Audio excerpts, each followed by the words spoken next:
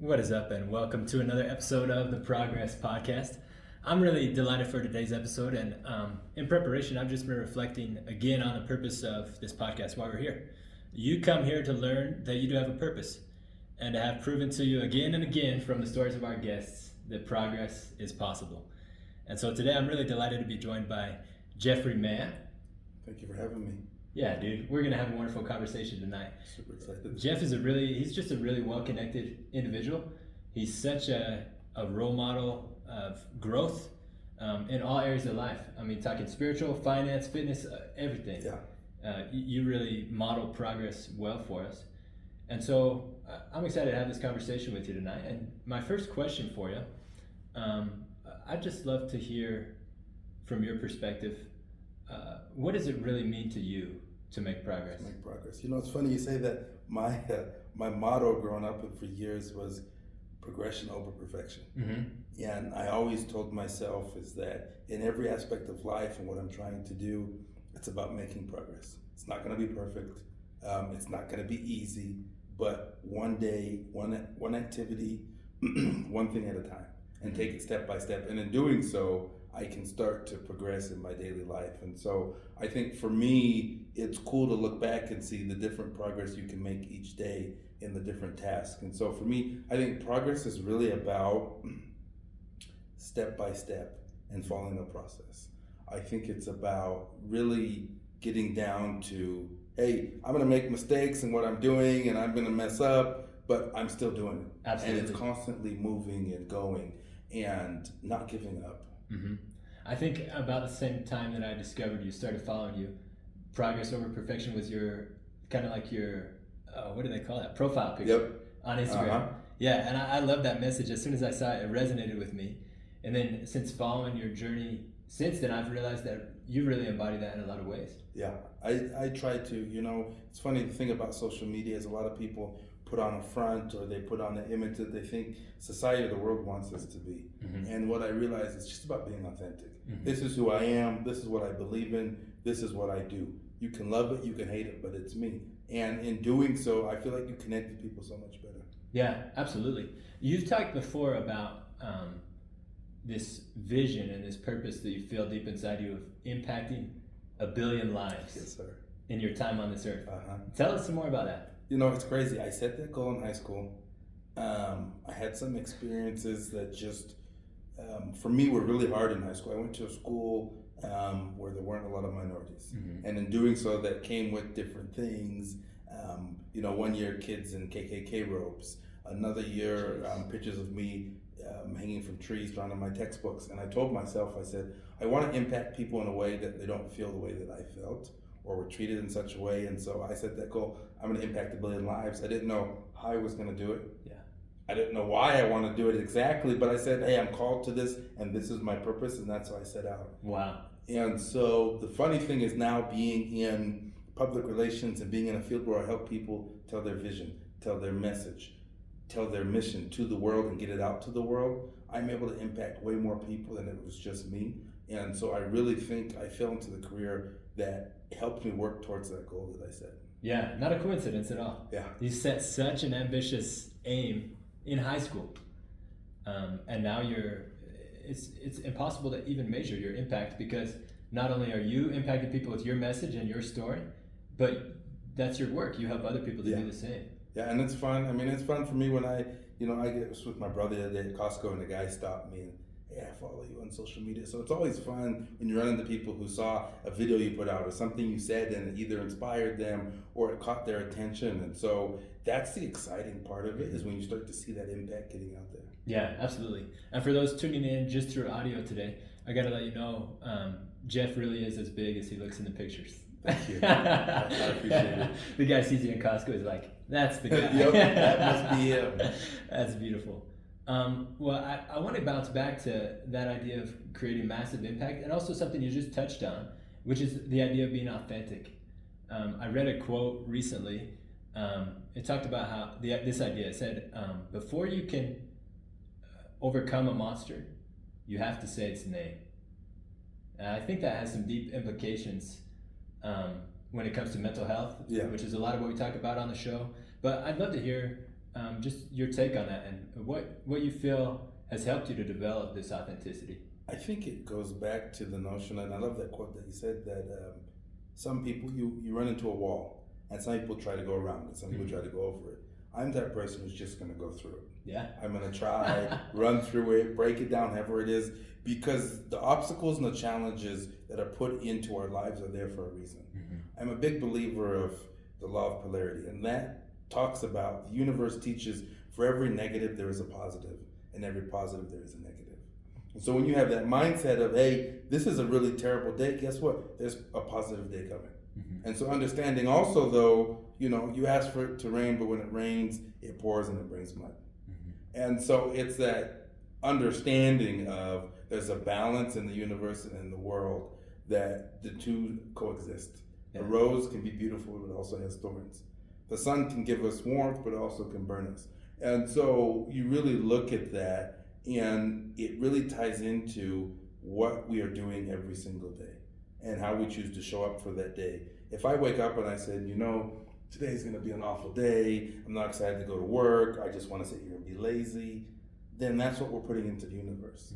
But if I wake up, I go hit the gym, I get my mind right, I have some breakfast, I'm like, I'm going to attack this day. And for me, I'm going to spend this day cooking. That's been my phrase of late. And that means I'm just working, I'm on calls, I'm on my computer, whatever it is. If you go into the day that way, I feel like you're putting in the universe positivity, and that's what you get back. And so I'm thinking of monsters in my head, and I think it's so true, because we want to sweep it under the rug. We're afraid to address when something big comes up or there's an issue or something. And I'm like, guys, it just keeps building up. If you just keep sweeping under the rug and not addressing it, eventually it reaches a boiling point and overfills. And so you really got to tackle it head on, despite how hard it may be, or even as scary as it may be. You tackle it head on, and you do so much better when you do that. I can tell that you are somebody who has really had some practice in managing your emotions and practicing what you're preaching right now.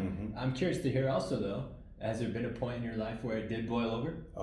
It boils every day, sometimes every week. It just depends. I severely struggled with anger issues, and I still do to this day. And so when I was younger, I went to a wilderness therapy camp called Red Cliff Ascent. And that's when we were working with a counselor, and you're hiking and you're out in the wilderness, and it was really to see how can I cope with my anger. And so in doing so, since then, I've put in like safe words that I have. I know situations to get myself out of where I can feel that, okay, I'm gonna get angry, or hey, I'm working a little too much, I'm gonna burn out and have an explosion. Let me pull back, let me take some time for me. I think, I'm not sure if you've ever seen the TV show How to Get Away with Murder, but the actress on it, Viola Davis, she is talking, and one of the things she says is, I'm slaying dragons, and sometimes the dragon I'm slaying is me.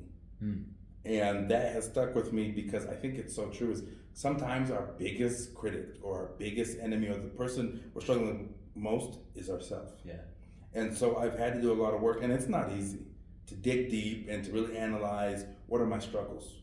What are my faults? Where do I fall short? And learn to address it. But when you do, when I become the best person for me, it gives me energy to then pour into other people. And so that's kind of where I've been in my life. The past year has been the most work I've done on myself. And it's been fun. It's been hard. It's made me frustrated. It's made me happy, but I wouldn't be anywhere else. And I'm sure that it's reflected not only in your personal life, but then in your career and the progress you're making in other areas too. I want to explore, if you're okay, exploring it a little more. Some of those experiences you had as a youth, dealing with racism and really some intense things.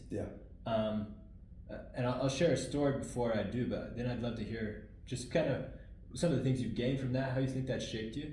I was in a church congregation in Kansas once, and it had been a rainy week. Everybody was kind of bummed because of that. It was damp coming into the church, and everybody's mood was kind of damp.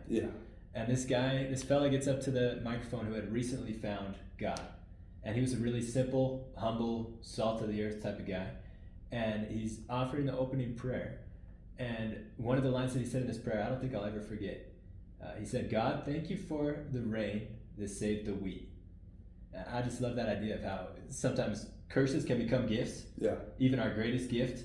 And we need to learn to be grateful even for like the hard times. I love that. How have you experienced that? You know, what it's taught me is I always in my life was taught and thought that anger is a negative, something that's bad, it's something that shouldn't be talked about. But what I've learned lately is anger is actually a positive in a way of it is telling me, okay, Jeff, here are the things that trigger you, here are the things that make you angry. And in doing so, it gives me the ability to look at and see, here's either a situation I don't need to be in, here's people I don't need to be around, or here's stuff I need to work on. Yeah. And so when you shift your mind and you go from thinking it's a negative to, wait, what is this teaching me? And allowing it to open up my mind and get me to really analyze and work, it's really, for me, it's changed, I guess, the way I look at it.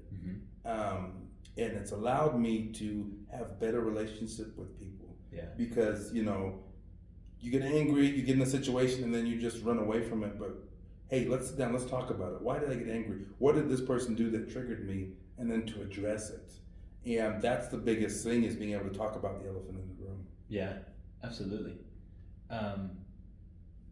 For somebody who's at the front end of that journey, what are some guidance that you might offer in starting? So I have some friends, we're in the text thread, it's an accountability group. Ooh, okay. And so every day we send a text and say, hey, I'm grateful for A, B, and C. 1, 2, 3. It doesn't matter. You're just sharing what you're grateful for, but also it's accountability to the point where they know my goals and what I'm striving to. Yeah. And so they're willing to call me out on my goals. They're willing to check on me. Hey, how are you doing? What can I help you? What barriers are you facing? Even to the point where I have a buddy who's one of his goals was to go off nicotine. Wow. And he went back on it. And so I showed up to his Airbnb, found it, threw it away, took it away, because I knew this is a goal that he set. That's accountability. And for me to hold him accountable, I'm going to show up and I'm going to do that. Yeah. And so it's find yourself a supporting group or people that rally around you and will help you in that process. I think the other thing is it's okay to understand that on that journey of working towards either self-discovery or whatever goals you may be, you may go a few steps forward and a few steps back. And you don't quit when you make a few steps back. You keep going and understanding that's the cycle, that's the journey. It's okay to slip up. It's okay if you relapse, whatever it may be. The biggest part is focusing on, okay, I'm still working on myself and I'm still going to go. Yeah. I'm going to make a couple of assumptions. You let me know if they're right or wrong. Okay. I would venture to guess or suppose that maybe the drive and the determination that you have today, and also the skills of connecting and serving people that you have today, you wouldn't have those if you didn't have the injustice and the ugly and the hard and the anger happen early on in your life. And so that's beautiful how you've turned those curses into gifts, so to speak, or those hard times into good times. Yeah. You've dialed down on that skill of human connection, and I don't know how far you are in your goal of 1 billion people, but what are some things that you would share with us about networking? First thing I would tell people is don't be transactional. A lot of times people will show up to an event where you're networking, and my first thing is, here's my business card. Yeah. And I'm like, show up, look at that room and ask yourself, how can I add value to this room? Just get to know people, have conversations, and organically business could happen. Yeah. It may not, but create meaningful, authentic relationships. That's the very first thing. The second thing is be okay being comfortable, being uncomfortable. You go into a room and you make it imposter syndrome. You're like, wait, I'm not meant to be here with these people. And you start second guessing yourself. And I'm like, show up, stand up tall, understand that, hey, you're in this room for a reason, and believe in your abilities to connect with the people in that room. Last thing I would say is talk to everybody. We live in a society where we're quick to judge based off the way someone looks. Yeah. And I'm like, have the conversations with the people in the room. It's funny, I was out in Los Angeles at a client's house, and there was a kid sitting there, and I had this young kid was interning with me, and he was talking to people, and in his mind he's like, influencers, celebrities, I gotta connect with big name people. And so the kid's sitting there, and he asked them, what do you do for work? And the kid says, I work at Skechers. And so my assistant at the time, he's like, well, I'm not, he works at Skechers, doesn't have a social media presence. You should connect with him. Mm-hmm. So we end up going to get dinner. And in that process, I told my assistant, I said, why don't you go, the guy wanted to hang out. I said, go hang out with him. Yeah. And so he drives out to see the kid, and he's like, well, I'm showing him, he lives in like a beach house, $1 million home. Yeah. And he's like, but he works at Skechers. And so the night goes on, and I've put it together already. And so what it turned out to be is this kid's parents own Skechers. Oh, wow. And so, just based off the way someone looks, you never know who that person could be. Mm-hmm. And so it's the saying, never judge a book by its cover. Mm-hmm. And so that's why I say talk to everybody, make conversation. It doesn't have to be forever, but talking to everybody. And when you do, be present. Yeah. It's the same notion of if I'm sitting here with you and I'm like here on my phone, I'm not present. And so I tell people, be where your feet are, talk to everybody, don't be transactional, and your networking will increase. Not only that, you will connect on a deeper level with people. Yeah. And energy is a currency. Yeah. Maybe it's, it's certainly more important and an earlier currency than money ever was, right? Mm-hmm. And when we exchange money, really it's for energy. Yeah. Or for a certain emotion a lot of the time. Exactly. I feel an energy and a power coming from your presence right now. I appreciate it. Yeah, I appreciate you bringing it for us. I try to show up for everybody. It's wonderful. A quote that I know you love is from Jay-Z. We're both big fans of Jay-Z. I love his music. And correct me if I'm wrong, but it talks about place me anywhere on God's green earth. And I'll triple my worth. Yes, yeah. Sir. Tell us why that resonates with you, what that means to you. I love that line because for me, work, personal, fitness, wherever I find myself in, I'm going to find a win. Mm-hmm. It can be hard at times, but when I devote myself to this is going to be a success no matter what it is, that is my goal. If I'm out with a client and something goes wrong with the schedule, I'm going to pivot. I'm going to accept that something went wrong, and then I'm going to adjust the schedule and find how can this be a win for my client. Mm-hmm.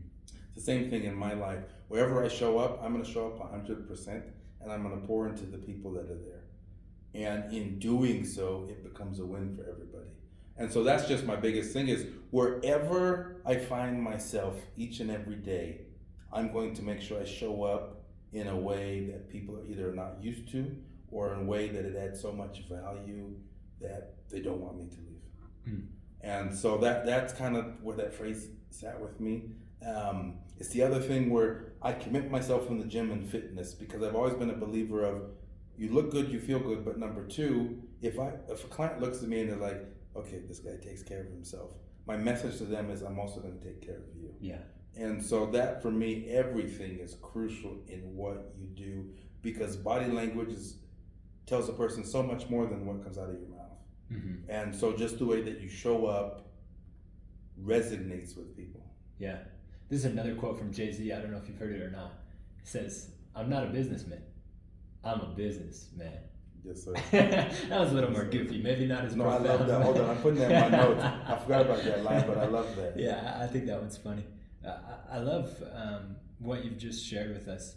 And I wonder, I'll understand if because of privacy and things like that, you're not able to share a ton of detail on this. But who exactly are your clientele? Who do you work with and what do you provide for people? So we work with YouTubers, influencers. We provide social media services on helping them to be able to grow their brands. We help people, and my arm is public relations, and help them to get onto podcasts, promote articles, get their names out there, get them speaking on stages. And so if you look at, we go anywhere from fitness to real estate to life coaches to just creators on social media.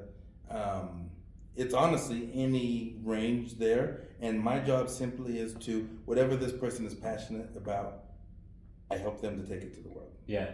And that's kind of the scope of the clientele there.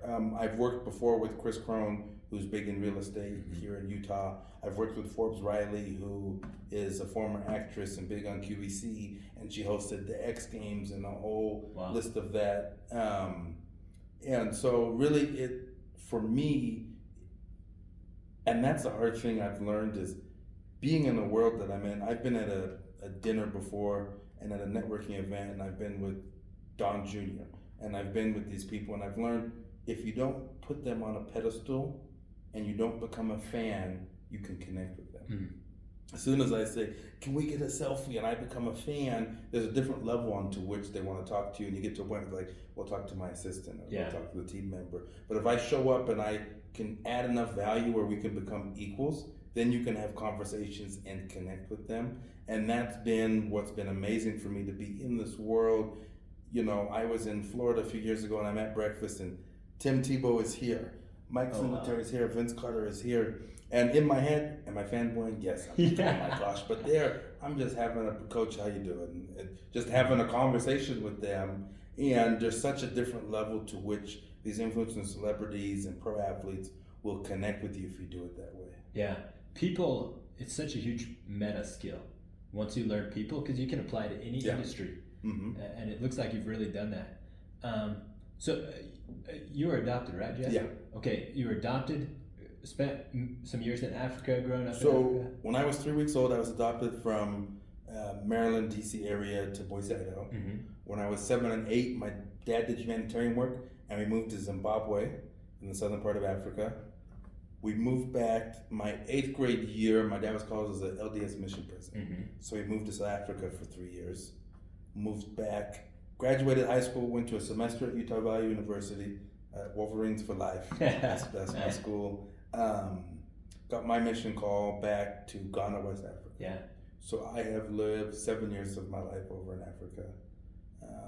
Beautiful continent, beautiful people. Mm-hmm. But yeah, that's kind of the life story. Yeah, so I'm sure you spent a lot of time learning to exist and operate in these different cultures, learning how you can communicate, connect with different people. Is there ever a time, you kind of mentioned it, but I wonder if we could dive in more, that you do experience some imposter syndrome in the life that you're living right now, whether it be how much money you're making or the level of fitness you've acquired or the connections, the good friends you have in your life? And if you do experience that, what's the way that you kind of get yourself out of it?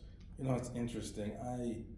First time I ever experienced something like that was living in Africa. You show up to a country where you look like everyone who lives there, Mm-hmm. but you don't understand their culture. Mm-hmm. You don't speak their languages. You don't necessarily like their food. Yeah. And so when people meet you, they expect you to be able to communicate in the languages. And so I really pushed myself to start learning the languages and diving into the food. I love the Bible. One of my favorite people is Paul.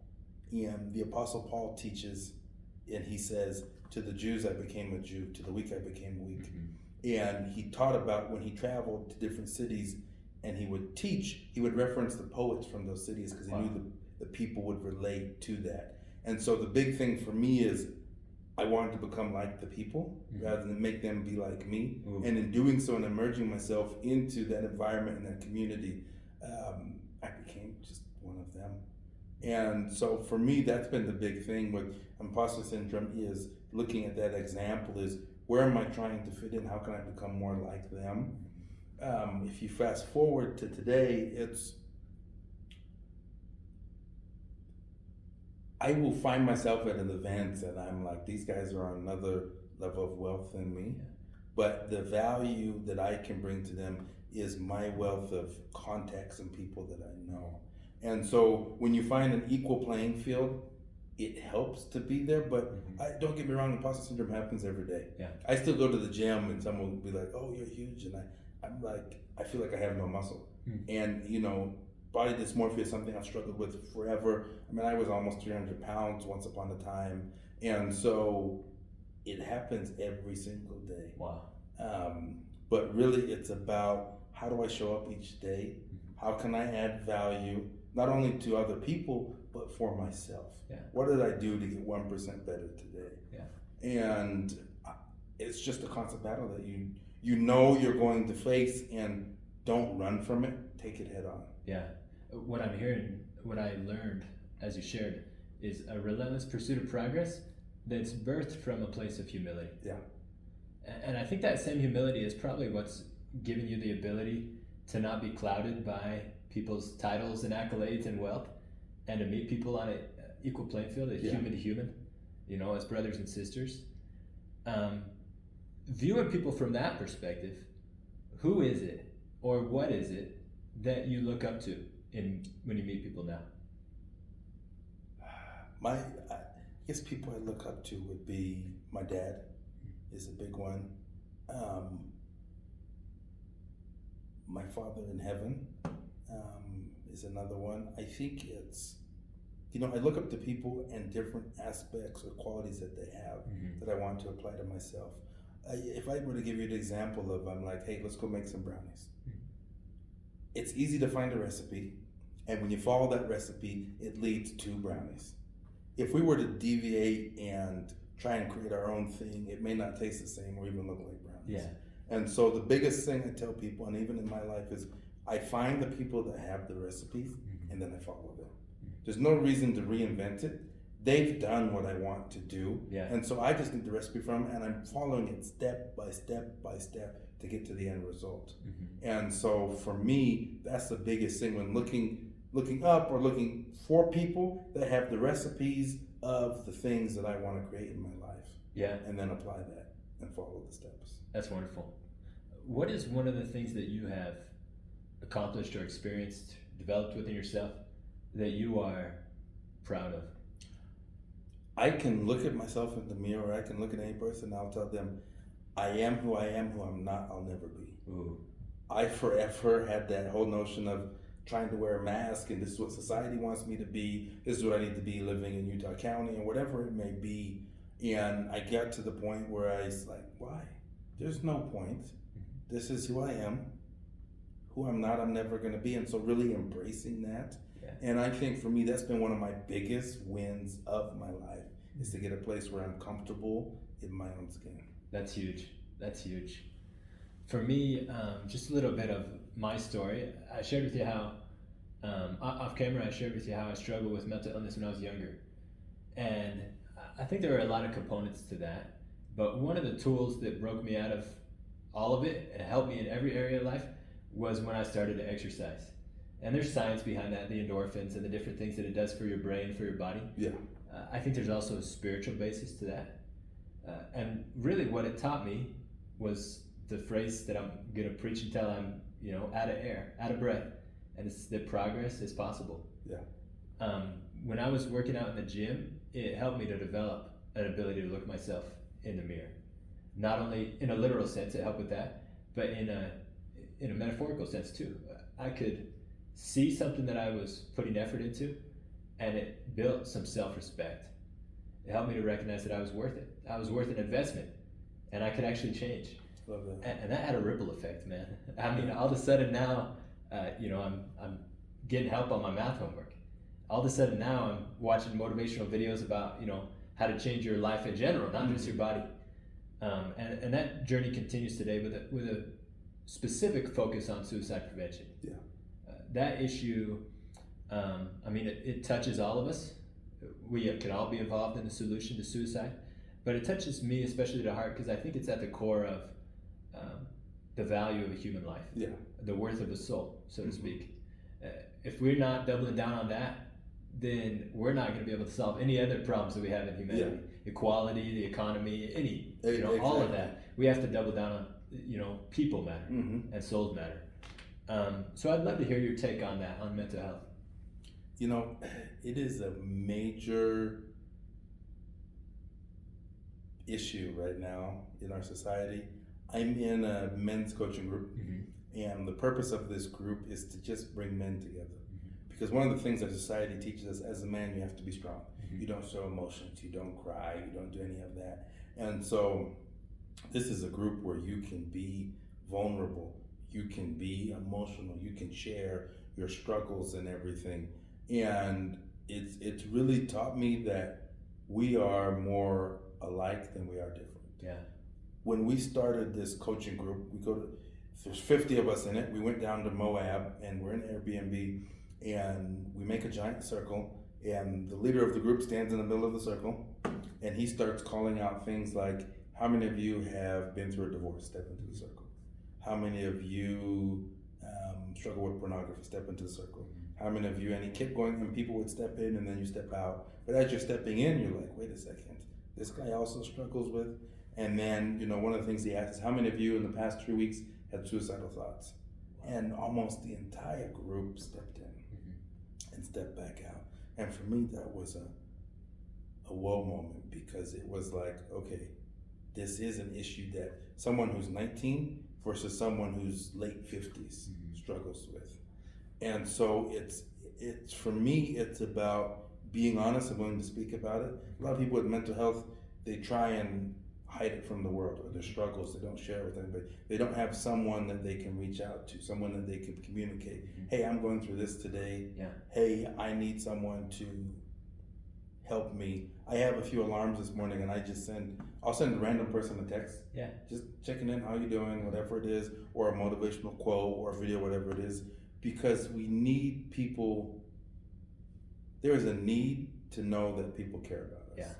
Yeah. And a simple text can go a long ways.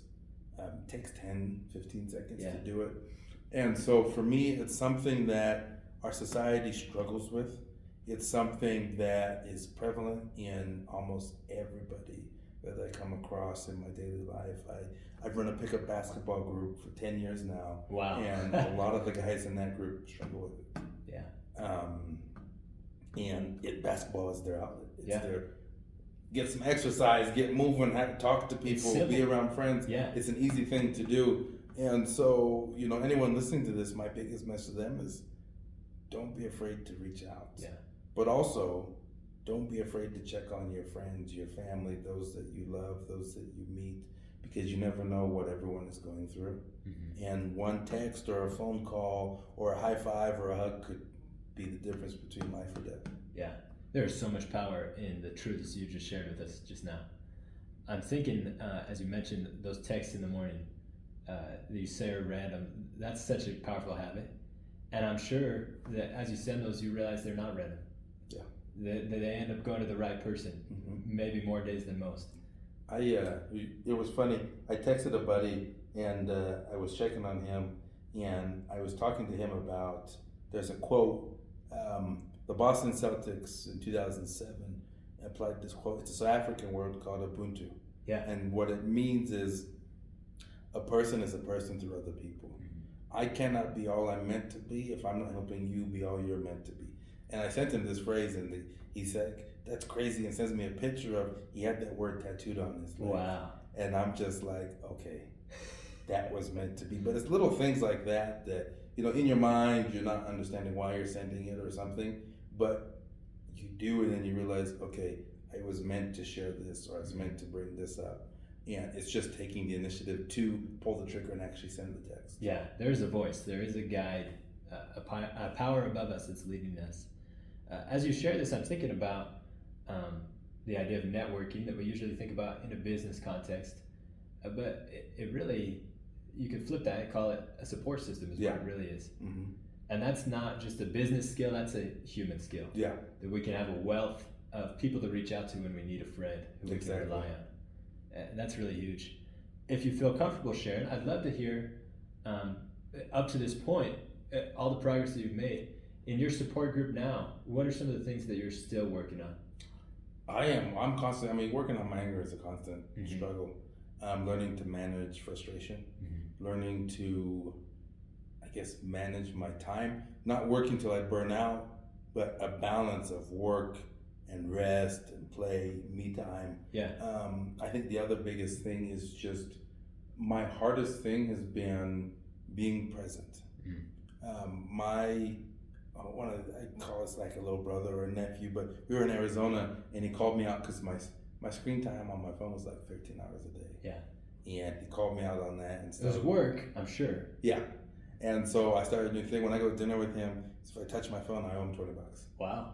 And so it was just, but that's probably one of the biggest things is when I'm with someone or somewhere, I'm focused on that and not letting my mind roam to 10 other things. Sometimes I don't have a choice and I have to. Yeah. But at the same time, it's like, okay, I can dedicate, I'm getting lunch with some buddies. I'm here having a conversation with them, and I'm not just listening to them, but I can actually hear what they're saying. Yeah. And so those are kind of the biggest things I'm working on right now. That's beautiful. As you look down the road to the next 5 years or the next 10 years or whatever goals you're looking at, where do you see Jeffrey Mann in the future? 5 to 10 years. Well, hopefully, number one, hopefully I'm married, some kids. You got names in mind for that?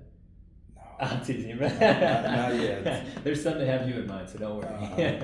Oh, I know. Hopefully, fingers crossed, they know who they are. Honestly, successful within my career,